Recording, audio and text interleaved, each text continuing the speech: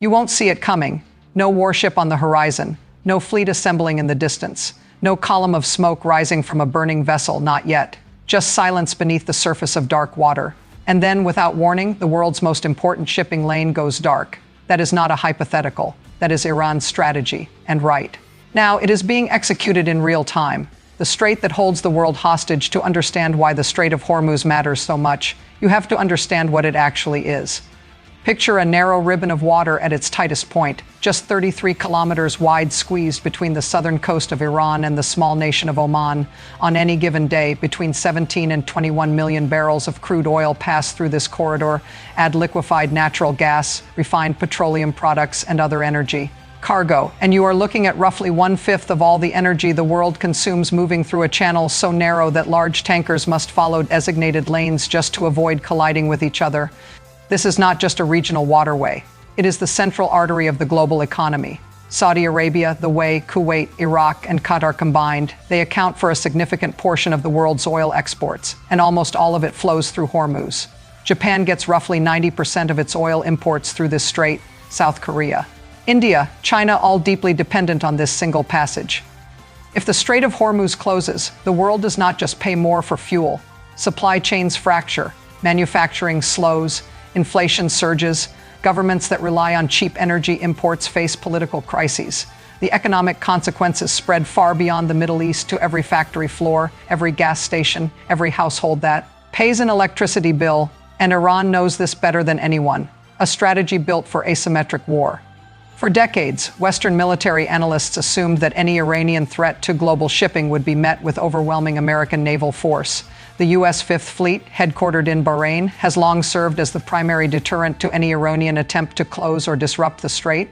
The logic was straightforward: America's naval superiority was so complete that any direct confrontation would be suicidal for Tehran. Iran came to the same conclusion. And so, instead of building a navy to match the United States ship for ship, Iran built something entirely different. What Tehran developed over the past 2 decades is not a traditional fleet. It is a layered, asymmetric warfare system, a dense network of cheap, numerous, and highly lethal platforms designed not to defeat the U.S. Navy in a conventional engagement, but to make passage through the strait so dangerous, so unpredictable, and so costly, that even the world's most powerful naval force would struggle to guarantee safe transit. The strategy rests on a single principle: saturation. Don't send one missile. Send 50. Don't deploy one drone. Deploy 500. Flood defensive systems with more simultaneous threats than they can possibly track and intercept, and accept that even if 90% are destroyed, the 10% that get through are enough. To sink ships, trigger insurance crises, and halt global shipping. It is a doctrine built on economics as much as military logic. Every drone Iran launches costs a fraction of what it costs an adversary to shoot it down. Every mine laid in the strait costs almost nothing compared to the billions lost when tankers stop moving. In asymmetric warfare, the side with less to lose often has more leverage than the side with greater firepower. The Azhdar, death that travels underwater at the center of Iran's naval asymmetric strategy, is a weapon most people have never heard of. The Azhdar. The Azhdar is an unmanned underwater vehicle. Think of it as a drone, but operating beneath the surface of the sea. It is capable of traveling at speeds of approximately 25 knots, fast enough to intercept most commercial vessels and keep pace with slower naval ships.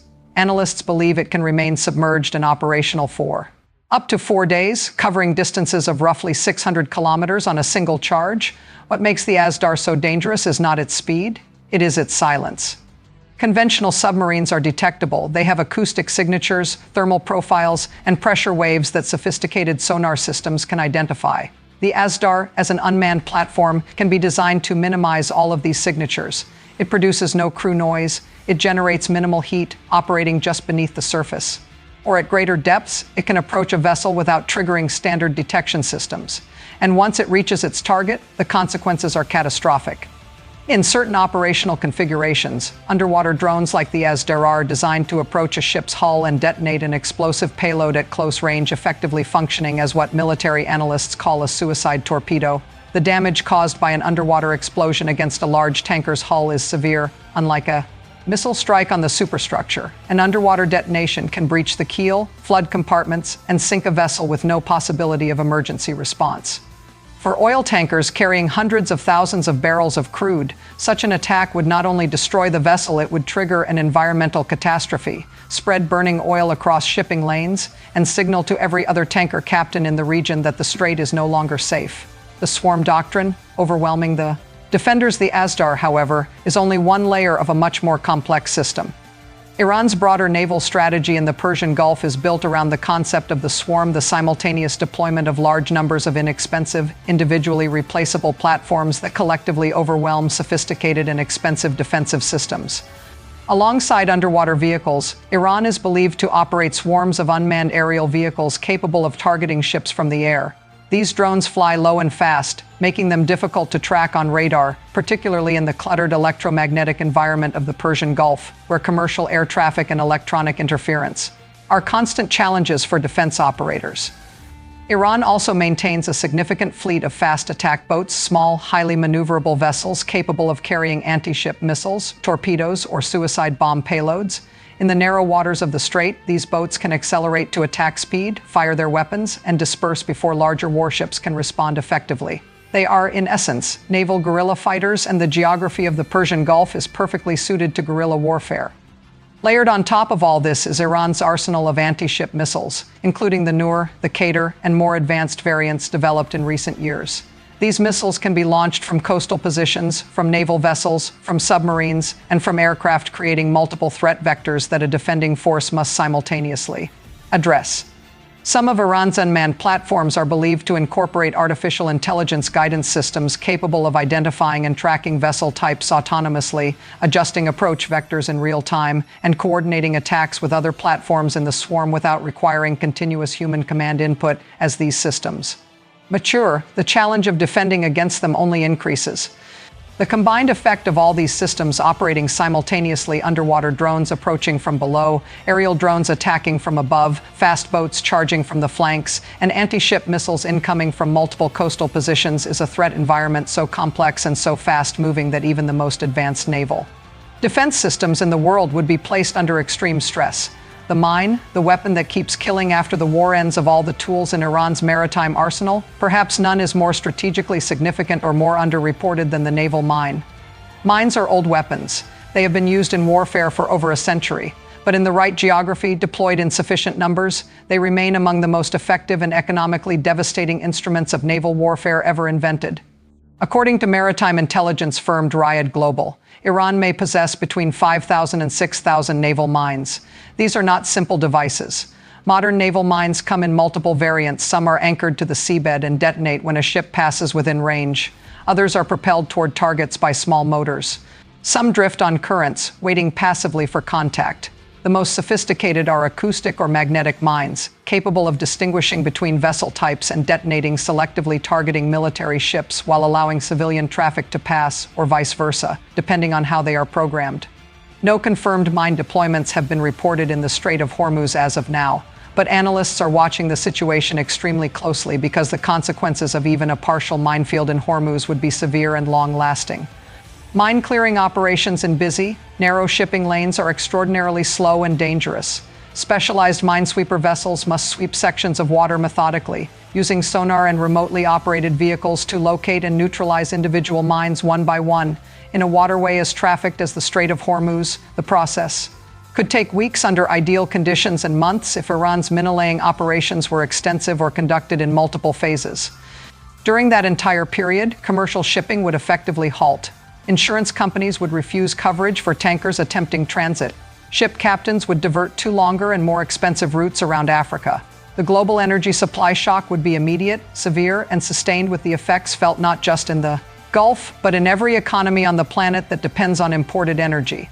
The scale of Iran's drone arsenal since the conflict escalated following the U.S. and Israeli strikes on Iran, Tehran has demonstrated just how serious its drone threat actually is. According to estimates from the UK-based Center for Information Resilience, Iran may be producing as many as 10,000 drones per month, a production rate that, if accurate, would make Iran one of the world's largest drone manufacturers by volume. This is not a stockpile that can be depleted quickly through preemptive strikes. It is a continuous industrial-scale manufacturing capability. Among Iran's most well-known drone models is the Shahed 136, a long-range, one-way attack drone capable of traveling between 700 and 2,000 kilometers. Cheap to produce, simple to operate, and difficult to intercept at low altitude, the Shahed 136 has already demonstrated its effectiveness in previous conflicts launched from Iranian territory or potentially from vessels positioned in the Persian Gulf itself. Drones of this type can reach targets across virtually the entire southern Gulf coastline. Since hostilities intensified, Iran has launched hundreds of ballistic missiles and more than 1,000 drones targeting Gulf states aligned with Washington. Air defense systems intercepted the majority, but several residential areas, commercial facilities, and military installations across the region still sustained damage. Every successful intercept is also a successful drain on the intercepting nation's missile defense stockpile, which is exactly the point. Iran's ballistic missile inventory is harder to quantify with confidence. Estimates from various intelligence sources range from approximately 2,500 missiles, a figure suggested by Israeli military assessments, to as high as 6,000, according to other analysts. These numbers have been reduced to some degree by prior transfers to Hezbollah in Lebanon and the Houthi movement in Yemen, as well as by depletion in earlier rounds of conflict. Even so, the remaining stockpile represents an enormous offensive capability that has not yet been fully used. The economic shock is already here. The conflict has not yet reached its peak, and already the economic consequences are being felt around the world. Brent crude oil prices have climbed approximately 12% in just 1 week. European benchmark natural gas prices have surged by roughly 50%. Shipping insurance premiums for vessels transiting the Persian Gulf have spiked sharply. Several major shipping companies have quietly begun rerouting vessels away from the Gulf entirely, opting for the longer and more expensive route around the Cape of Good Hope rather than risk passage through a war zone. These are early-stage reactions. If the conflict deepens, if mines are laid, if the Strait of Hormuz is directly threatened by Iran's asymmetric arsenal, the economic shock that follows will be of a completely different magnitude. Energy economists have warned that a prolonged closure or even a sustained partial disruption of the Strait could push oil prices to levels not seen since the most acute phases of previous global energy crises. The world is not prepared for that. Markets are not priced for it. Governments do not have sufficient strategic reserves to absorb it for long. And the political consequences of a sustained global energy shock falling on top of conflicts, inflation, and instability already straining multiple governments simultaneously could be severe and difficult to predict. The war beneath the water here is what all of this means in simple terms. The danger in the Strait of Hormuz today does not come from aircraft carriers facing off against each other in open water. It does not come from a declared naval blockade or a confrontation between symmetrical military forces. It comes from what cannot be seen. Drones slicing low over the surface of the water, below radar coverage. Mines resting silently on the seabed, waiting. Unmanned underwater vehicles prowling the shipping lanes in darkness, approaching hulls without a sound. Swarms of autonomous platforms coordinating attacks across multiple dimensions simultaneously from the air, from the surface, and from the deep.